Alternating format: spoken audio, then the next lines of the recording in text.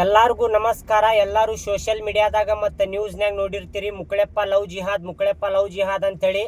ನಾ ಯಾವುದೇ ಥರದ ಲವ್ ಜಿಹಾದ್ ಮಾಡಿಲ್ಲ. ನಾವು ಇಬ್ಬರು ಇಷ್ಟಪಟ್ಟು ಮದುವೆ ಆಗಿದ್ದೈತಿ ಮತ್ತು ನಾವು ಯಾವುದೇ ಥರದ ಮತಾಂತರ ಮಾಡ್ಕೊಂಡಿಲ್ಲ. ಇವ್ರು ಯಾವ ಧರ್ಮದೊಳಗೆ ಹುಟ್ಟ್ಯಾರಲ್ಲ ಅದೇ ಧರ್ಮದೊಳಗೆ ಹೋಗ್ತಾರ ಕಡೆ ತನಕನೂ. ನಾ ಯಾವ ಧರ್ಮದೊಳಗೆ ಹುಟ್ಟೇನಲ್ಲ ನಾನು ಕಡೆ ತನಕನೂ ಅದೇ ಧರ್ಮದೊಳಗೆ ಹೋಗ್ತೇನೆ. ಯಾವುದೇ ಥರ ಮತಾಂತರ ಮಾಡೋದಿಲ್ಲ.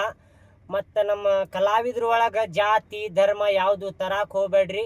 ನಾ ಕರ್ನಾಟಕ ಒಳಗೆ ಹುಟ್ಟೇನಂದ್ರೆ ನಾನು ಒಬ್ಬ ಕನ್ನಡಿಗನ, ನಾನು ಒಬ್ಬ ಹಿಂದೂನ ಹೆಮ್ಮೆ ಅಂತ ಹೇಳ್ಕೊತೀನಿ. ನಾನು ಕನ್ನಡಿಗ ಹಿಂದೂ ಅಂಥೇಳಿ. ಮತ್ತು ಯಾವುದೇ ಥರ ನಮ್ಗೆ ಕಿರಿಕಿರಿ ಮಾಡೋದು, ಯಾವುದೇ ಥರ ಇದು ವಿಡಿಯೋಸ್ ಮಾಡಿ ಹಾಕೋದು ಯಾರು ಮಾಡಕ್ಕೆ ಹೋಗ್ಬೇಡ್ರಿ. ನಮ್ಗೆ ಬದುಕಾಕ್ ಬಿಡ್ರಿ ಅಂಥೇಳಿ ಕೇಳ್ಕೊತೀನಿ.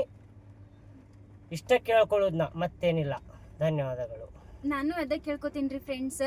ನಾ ಹಿಂದೂ ಆಗೇ ಅದೇನ್ರಿ. ಇವ್ರಿಗೆ ಕನ್ವರ್ಟ್ ಮಾಡೋದು ಲವ್ ಜಿಹಾದ್ ಇದೆಲ್ಲ ಸುಳ್ಳು ಸುದ್ದಿ ಹಬ್ಸಾತಾರೆ. ನೀವೇನು ನಂಬಕ್ಕೆ ಹೋಗ್ಬೇಡ್ರಿ.